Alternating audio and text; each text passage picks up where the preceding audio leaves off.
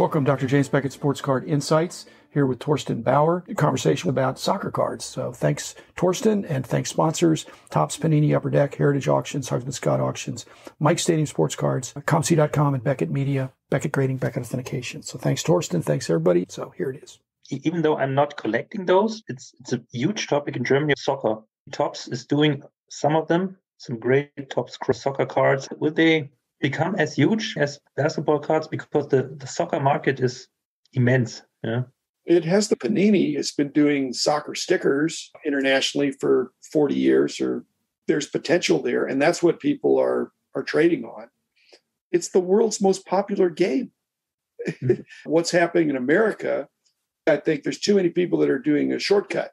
They think, okay, I'm going to invest in these other leagues, these other card sets, or the product, or the unopened. I think you should be a fan of soccer. If you're a fan of soccer and you're a fan of that league, then when you open up the product, every player, then you say, this guy is going to be good. He's not good yet, but he's young. He's going to be a better player, or he's on my favorite team. And that's what I'd like to see. I still think there's speculation on it, the next big thing. So I'm going to put money into it. But once you get a card, you have to either say, I want this for my collection, or if you don't want it, I'm going to have to sell it, or I'm going to sell some of the ones I don't want. Then where do you sell them, and how do you know what to price them? Back in the day, we never did price guides for soccer cards. So there's not that base of information, whereas baseball, we did all the baseball sets, and basketball and football and hockey. Soccer, until there's a comprehensive price guide, I tried to level the playing field so that collectors and dealers, if you're selling or buying, you can say, this is a reasonably fair value for that player, that card, that insert, that parallel, whatever. That's one of the things that needs to happen, Torsten, is that somebody needs to do a price guide for soccer cards that's well accepted.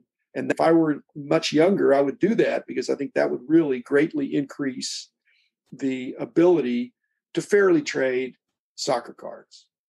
And not just, I hear about the best guys, Ronaldo's and Pele and the international biggest stars, Maradona and Messi. Today I saw a Panini flawless of Franz Beckenbauer. So Franz Beckenbauer, that's right. That was a great card. So there's a lot of great stars, but until people have a price guide to know, so they can look through it, because they say, I'll just look up the comps. Well, you can't look up the comps for 100 cards that you pick up, that you open a box and you have 100 cards. You can't look each one of them up individually. It takes too much time. You need to know these are the best guys, maybe the very best guys. I look them up to see what they're selling for. But if there was a price guide, it'd be pretty simple to put them in numerical order. And maybe I'm biased from the things I did, but I just think it's helpful to have a magazine that you could go through, open up the product and see, this is basically the value of what I have. I don't think soccer is going to catch up until there's a comprehensive price guide for soccer. So you could look it up, and it would need to be accepted. It would need to be accepted. When I started the first baseball card price guide, I already was an expert. I was already selling all those cards, buying and selling. I knew lots of dealers out there buying and selling individual cards because people were completing sets. If that doesn't happen in soccer, it's hard for soccer to get to the next level. I think there are not yet enough American fans of the European leagues where the best players are, because trading cards have to come from the US. I think that's a hobby that just is US hobby, not a European hobby. The two great hopes are Panini and Fanatics. I think takes a very global, worldwide view of their business. Panini certainly does. In fact, it's Panini America that is doing the cards here, that's headquartered here, near here. But Panini is an Italian company. And the most cards they make are soccer. I should talk to my friends at Panini, especially if the license for basketball and football, if Panini's going to lose that, they're going to move stronger into soccer.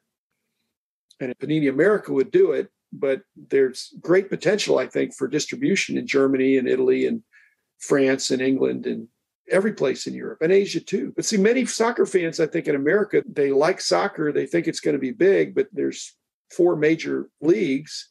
And it's confusing which one has the rookie card. There's a lot of confusion until somebody sorts that out. Like I said, it'd be me if this were many years ago. And I would love that challenge, because it's disorder. My original thought was to bring order out of the chaos.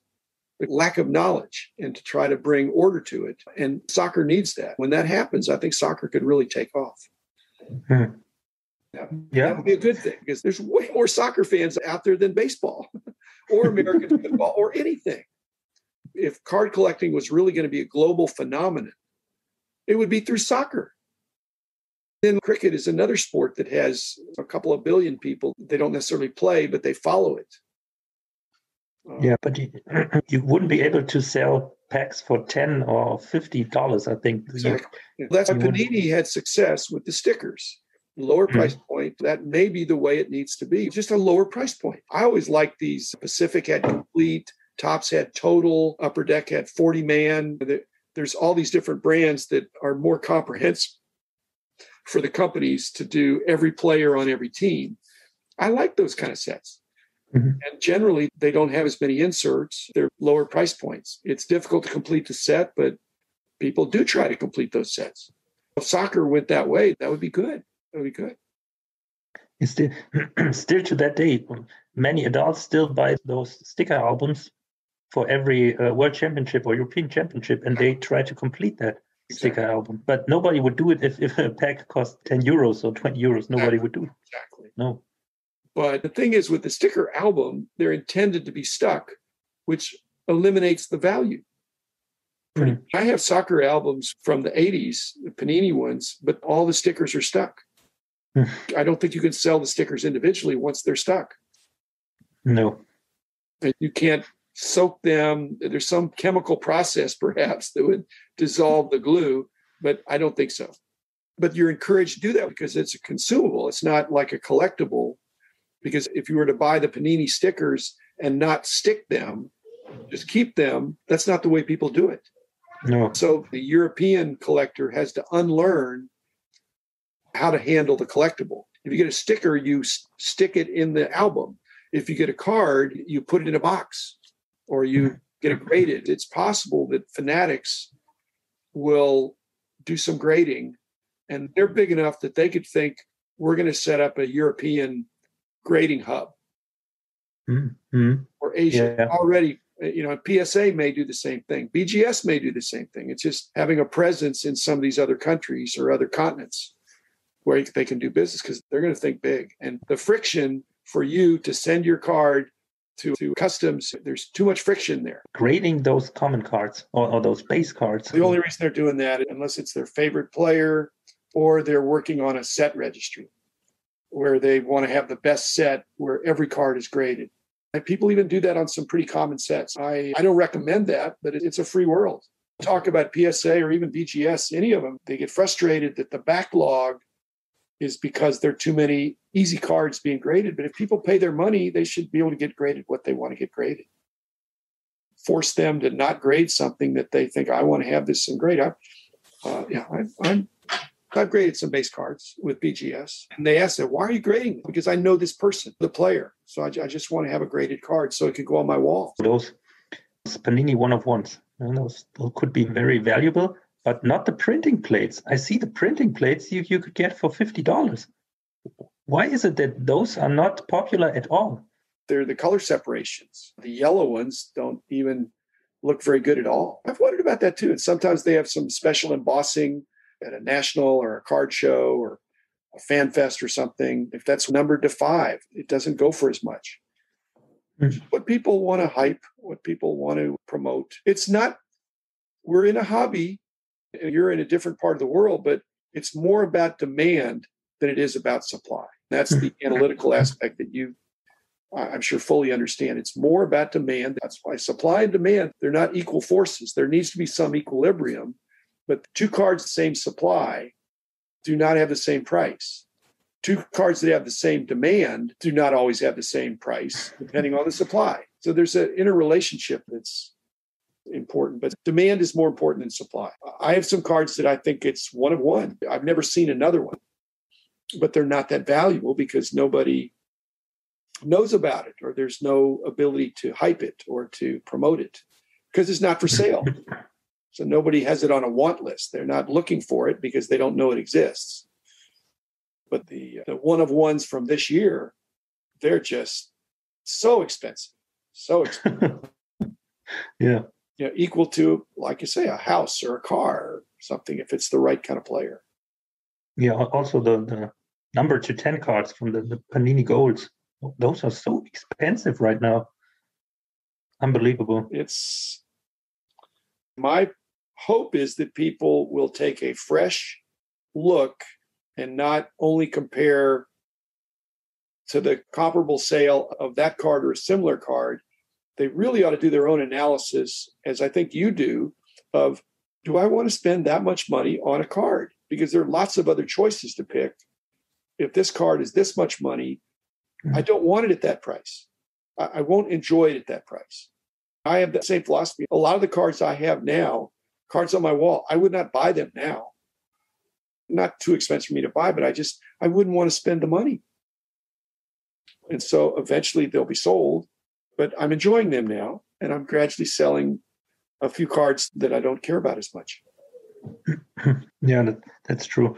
But I think the highlight prices are a huge reason why it's become so popular over the last 2 years. It's a good thing with all the high prices being mentioned that gets people excited, but it means the value of your collection went up, but it also means the cost of what you're looking for went up as well. To buy the cards that you need, they just got more expensive. So do you have a limit? Are you keeping a want list these days of the Shaq cards that you want? Yeah, I have a want list, but too many cards are just rising out of the want list. So I have never spent more than, I think, $120 on a card. Yeah. But nowadays, you don't get a good card for $100. That's a problem. Yeah. Maybe I would rise my budget, but I can't imagine buying a card for $500. I just don't want to. Not that I couldn't, I just don't want to. It's right now. When you have the cash, you have the money. You can do what you want to with it. Once you spend it on the card, maybe it goes up in value, but you're saying, I'm just going to put this in my collection. Yeah. So the value is not as important as, do I want the $500 or do I want this card? And for me, in that case, I'd rather have $500 than one card. I already have good cards that I don't have room to display anyway.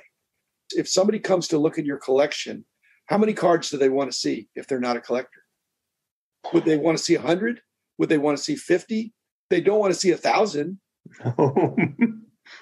You have your Shaq cards in plastic sheets? Okay, so that people could look through them so you could get more that way. If I just have a box of cards, people don't want to look through the whole box. If it's a monster box, they just think, oh, that's nice. Yeah. So maybe I should be shifting my way of displaying with my card wall so that people don't have to ask. They can just browse and scan and look. Nobody wants to see a whole binder full of Shaq cards. That's not interesting for anybody. But if you have a wall like you with so many different players from so many different sports, that's more interesting for the general public. Well, I've thought that, but still, when I have people over here, I'm trying to think if anybody has ever gone to A, to B, to C, all the way to Z, of going slowly all around the room, because it's panoramic. It's 360 degrees.